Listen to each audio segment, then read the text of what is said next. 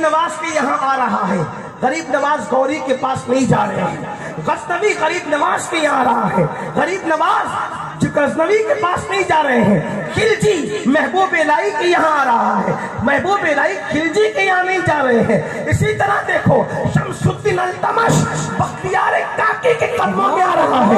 बख्तियार काकी शमसुद्दीन के घर चल के नहीं जा रहे हैं, देखते चले जाओ। बादशाह वक्त साबिर कलियर की बारगाह में आ रहा है। साबिर कलियर किसी बादशाह के यहाँ नहीं जा रहे, क्यों? इसलिए कि वली देने वाले हैं, वली लेने वाले नहीं है। मुसलमानों, जब से तुमने लेना शुरू किया, जब से तुम भीख पे पलने लगे, जब से तुम टुकड़ों पे पलने लगे, तुम्हारी इज्जत खत्म हो गई, तुम्हारा वकार खत्म हो गया। याद रखना, लोग कहते हैं रसूलुल्लाह तो गरीब थे, मैं कहता हूँ झूठ बोलता है। जो कहते रसूलुल्लाह गरीब थे, झूठ बोलता है। मक्कतुल मुकर्रमा में हुजूर अलैहिस्सलाम ने फाके किए, मदीने शरीफ में भी फाके किए, पेवन के लिबास पहने मक्का शरीफ में, लेकिन वो गुर्बत हुजूर अलैहिस्सलाम पर मुसल्लत न थी। हुजूर ने इख्तियारन वो लिया था, इख्तियार किया था, वरना दौलत हुजूर के पास इतनी थी कि कोई फकीर मांगने आता, भिखारी मांगने आता तो जंगल भर भर कर बकरियां उसको अता कर। कोई गरीब देगा, कोई गरीब देगा। अरे लोग 2-4 बकरे ज़बा करके बकरीद खत्म कर देते हैं। रसूलुल्लाह सल्लल्लाहु अलैहि वसल्लम ने अपनी जिंदगी की ज़ाहिरी आखिरी बकरीद पे 63 ऊंट ज़बा फरमाए थे, 63 ऊंट ज़बा फरमाए थे। मैं अपने जवानों का ज़हन खोल देना चाहता हूँ। लोग सोचते इस्लाम तो सादगी का नाम है, पुराने कपड़े पहनो, फटे कपड़े पहनो, ये सादगी है।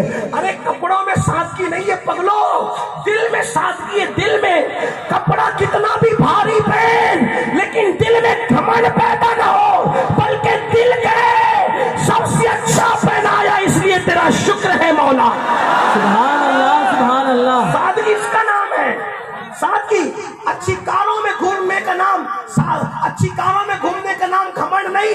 अरे दुनिया की दूसरी कौमें जितनी महंगी कार में घूम रही है, उससे ज्यादा महंगी कार में तू घूम, ताकि कोई मुसलमान को हकीर न समझे।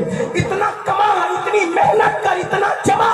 आप कहेंगे ये कौन सी विलायत है? मैंने कहा मैं किसी जमात के अमीर से सुनकर मजहब बयान नहीं करता। मेरा मजहब तो सुफ़ा से चला यहाँ तक पहुंचा। सुनो, सरकार गौ से पाक इतने बड़े ताजिर थे, इतने बड़े ताजिर कि वो बादशाह वक्त को जिस कीमत का कपड़ा मैसर नहीं आता था, उस कीमत का कपड़ा सरकार गौ से पाक रोजाना पहनकर उतारते। सुभान अल्लाह, सुभान अल्लाह। एक बार जो कुर्ता उतार दिया, दोबारा नहीं पहना, वो गरीबों को दिया, फकीरों को दिया। बादशाह से महंगा कपड़ा गौस पाक पहनते थे। किसी ने मुझसे कहा एक मुल्क का प्राइम मिनिस्टर है, वो रोज नए कपड़े पहन रहा है, 4 फ्लाइट में घूम रहा है। मैंने कहा मैं उससे कब मुतासिर होने वाला? कौम का पैसा चुरा करके दूसरों के माल पे हौज मौज कर रहा है, मैं क्या मुतासिर हो जाऊं? मेरी जमात में मेरा पीर गौसे आजम तो खुद कमा कर बादशाह से ज्यादा महंगे कपड़े पहनकर फकीरों में तकसीम कर चुका।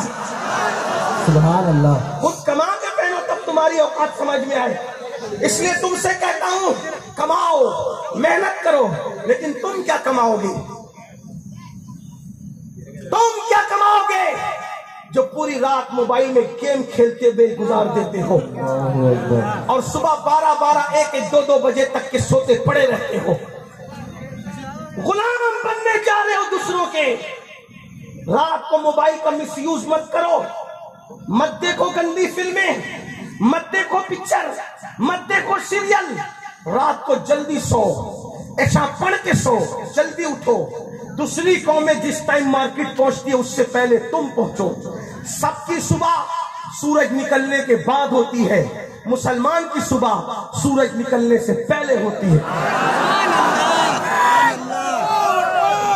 आज कहते हो हम गरीब हो गए, तुम्हारे करतूत है। हम मजदूर हो गए, तुम्हारे करतूत है। पढ़ते नहीं, लिखते नहीं, एसएससी पढ़ के घर बैठते, एसएससी पढ़ के घर बैठते। क्यों नहीं पढ़ते? पढ़ो। माँ बाप क्यों नहीं पढ़ाते? पढ़ाओ। लोग कहते मौलाना नौकरी नहीं मिलती। मैंने कहा मुसलमान नौकरी के लिए कब पढ़ाता है? मुसलमान तो अल्लाह रसूल के हुक्म पर अमल करने के लिए पढ़ाता है। बच्चों को पढ़ाओ, मेहनत करो। 1-1 करोड़ का मस्जिद का मीनार बनाने की बजाय 2-2 करोड़ का मस्जिद का गुंबद बनाने की बजाय, पीरों की कब्रों पर 1-1 लाख की चादर चढ़ाने की बजाय, उस पैसों को बचा करके अपनी कौम के एजुकेशन पे खर्च करो, तालीम पे खर्च करो। पीर को 1 लाख की चादर की, जो सच्चा पीर है, उलमाए किराम गलती करूं तो मेरी इस्लाह करना, जो सच्चा पीर है उसकी कब्र पर 1 लाख की चादर की कोई जरूरत नहीं, क्योंकि वो जन्नत में उससे बेहतर चादर ओढ़ चुका है, उसको तेरी चादर की जरूरत नहीं है। हाँ, मैं ये नहीं कहता कि मत डाल, कभी नहीं कहूंगा, अस्तगफिरुल्लाह, डालो, 1 लाख की न डालो, 1000 की डालो, बाकी पैसे बचा के गरीबों को एजुकेट करो, उन्हें एजुकेशन दो, कौम को ऊपर उठाओ। एक बंदा पढ़ता है, 7 पुश्तें संवरती है। आज तुम्हारे पास कोई एजुकेशन नहीं, कितने लोग पढ़े लिखे हो, नहीं पढ़े लिखे हो, न दीन पढ़ा न दुनिया पढ़ी। हालांकि एक दौर वो था, डॉक्टर, अच्छे डॉक्टर मुसलमानों में मिलते थे, अच्छे साइंसदान मुसलमानों में मिलते थे, अच्छे टीचर मुसलमानों में मिलते थे। यानी किसी को इल्म लेना हो तो लोग बगदाद जाते थे, बगदाद, क्योंकि इंजीनियर, डॉक्टर, टीचर, अच्छे जज कहाँ मिलते? मुसलमानों में। आज तुमने पढ़ना छोड़ दिया, नहीं पढ़ते। आजकल के माँ बाप को जल्दी पैसा चाहिए, छोटी उम्र में बच्चों को मजदूरी पे लगा देते हैं। मजदूरी की तरफ न बढ़ो, खुद का कारोबार करो, खुद पैसा कमाओ। इस्लाम ने पैसा कमाने से मना नहीं किया, न कमाने से मना किया, न जमाने से मना किया। अगर जमाने से मना करता तो ज़कात क्यों देता? भाई जमाए पैसा तभी जमा पैसे से ज़कात निकलती है, कमाने से क्यों मना करेगा? कुरान कहता है, या अय्युहल्लज़ीना आमनू इज़ा नूदिया लिस्सलाति मिन यौमिल जुमअह फस्अऊ इला ज़िक्रिल्लाह वज़रुल बैअ ज़ालिकुम खैरुल लकुम इन कुंतुम तालमून। ईमान वालो, जब जुमा की अज़ान तुम्हारे कानों में पहुंचे तो तुम कारोबार बंद करके मस्जिदों की तरफ दौड़ पड़ो। ठीक, अल्लाह जब नमाज पढ़े तो फिर क्या करे? मस्जिद में पड़े रहे। तो कुरान कह रहा है मस्जिद में पड़े रहने की जगह नहीं है, मस्जिद खड़े रहने की जगह है। क़ूमू लिल्लाहि क़ानितीन, कुरान में पढ़ रहा हूं आपके, क्या अदब के साथ अल्लाह के लिए खड़े हो जाओ, मस्जिद में पड़े रहने। ये जब से 1857 के बाद दूसरे लोग निकले ना, गठरिया पुटलिया वाले, इन्होंने मस्जिद में तुम्हें पड़ा रखा। मस्जिद पड़े रहने की जगह नहीं, मस्जिद खड़े रहने की जगह है। सुभान अल्लाह। मस्जिद में जाओ, कब अजान हो, नमाज हो जाए तो क्या करो? नमाज हो जाए तो क्या करो? मैं कहूंगा तो मुजरिम बनूंगा। अल्लाह से पूछो क्या करो? अल्लाह फरमाता है, फैज़ा कुदियतिस सलाह फंतशिरू फिल अर्द वब्तगू मिन फदलिल्लाह। अल्लाह फरमाता है जब नमाज पढ़ चुको तो मस्जिद से बाहर निकलो, जमीन पे फैल जाओ और तिजारत करो, यानी अल्लाह का फजल तलाश करो। सुभान अल्लाह, सुभान अल्लाह। नमाज के बाद मस्जिद में पड़े रहने की जरूरत, काम धंधा करो, बोझ मत बनो, बोझ उठाने वाले बनो, लोगों पे बोझ मत बनो, लोगों की जरूरत बनो, जरूरत। आज आप कहते हो हमें मारा जा रहा है पूरी दुनिया में, मैं बात कर सकता हूं ना, अभी आऊंगा अपनी उन्वान पे। क्या कहते हो? हमें मारा जा रहा है, हमें मारा जा रहा है, कत्ल किया जा रहा है, तबाह किया जा रहा है। मैंने कहा बिल्कुल मारे जाओगे, इससे बदतर हालात आएंगे नहीं सुधरोगे तो। वो क्यों? मैंने कहा देखो अल्लाह के बंदो, बात समझो, मक्खियां 2 किस्म की होती। मक्खी, तवज्जो आपकी, मक्खी 2 किस्म की।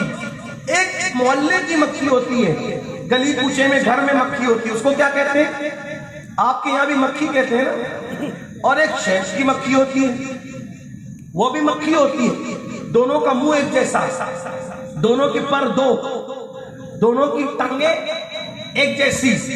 लेकिन जो शहद की मक्खी है वो होती है बड़ी तेज। ये मोहल्ले की मक्खी बेचारी काटती भी नहीं है।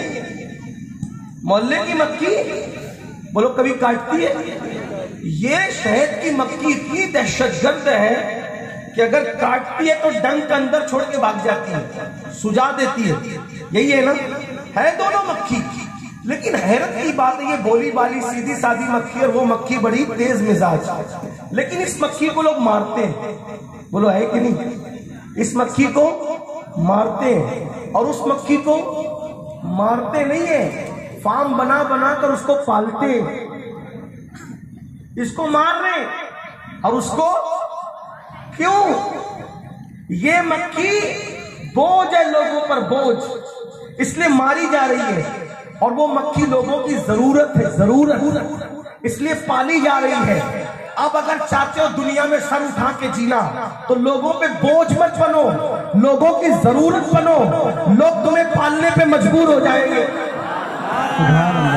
फिर एक और बात, ये मक्खी मोहल्ले की क्यों मारी जाती है?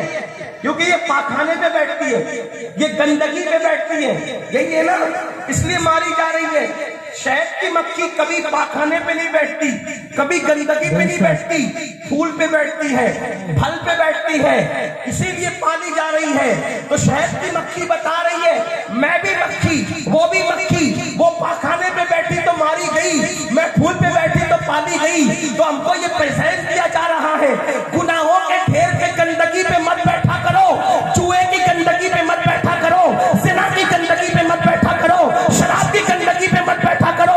अगर तुम गुनाह की गंदगी पे बैठोगे, पाखाने पे बैठने वाली मक्खी की तरह मारे जाओगे।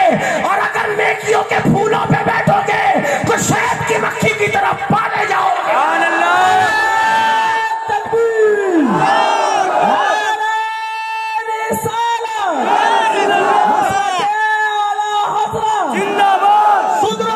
सुभान अल्लाह। सुधरो, नेक बनो। लोग कहते हैं हिंदुस्तान के हालात खराब, हिंदुस्तान के हालात, क्या हालात खराब है? तुम खराब हो, वरना आज हम लोग इसी एरिया में पूरा हिंदुस्तान घूमते हैं, हमें कोई पूछने वाला नहीं, कहीं भी खड़े होकर नमाज पढ़ते हैं। गैर मुस्लिम भाई लोग हमारे लिए किसी को आगे गुजरने नहीं देते, इज्जत से मिलते हैं, दुआ के लिए कहते हैं महाराज दुआ करना हमारे लिए। मैंने लोगों को देखा है, आप सुधरो तो सब अच्छा हो जाए।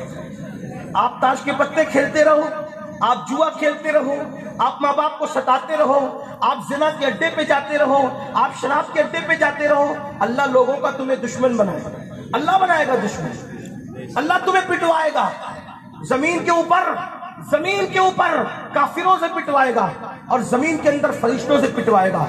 अगर पिटने से बचना है तो आओ रसूलुल्लाह के दामन में पना लो, नेक बनो। अगर अल्लाह अकबर, सच्चे नेक बन जाओगे, सच्चे नेक बन, दुनिया का हर मुसलमान काफिर सब तुम्हारी इज्जत करेगा।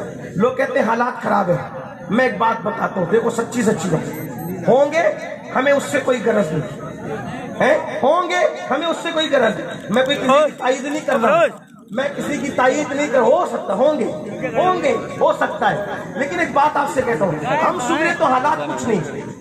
अगर हालात खराब है, दुश्मनी का माहौल है, तो एक मुसलमान तुम भी हो, एक मुसलमान गरीब नवाज भी है।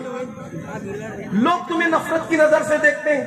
गरीब नवाज के यहाँ के लोग जो मुसलमान नहीं है, फूल ले जाकर के क्यों डालते हैं वहां? वो भी मुसलमान, तुम भी मुसलमान, तुमसे नफरत उनसे मोहब्बत क्यों? ख्वाजा बता रहे हैं, मैं कभी गुनाहों की गंदगी पे नहीं बैठा, तो अल्लाह ने मेरी मोहब्बत काफिरों के दिल में भी पैदा कर दी। और तू पाप कर रहा है तो तेरे बेटे भी तुझसे नफरत कर रहे हैं, तेरी औलाद, तेरे पोते भी तुझसे नफरत कर रहे हैं। गुनाह छोड़ दो, नेक बन जाओ, दोस्त दुश्मन सब मोहब्बत करने पे मजबूर हो जाएंगे। अल्लाह अकबर, जमीन पे इंसान ताज़ीम करेंगे जमीन पे, और कब्र में जाओगे तो फरिश्ते एहतराम करेंगे।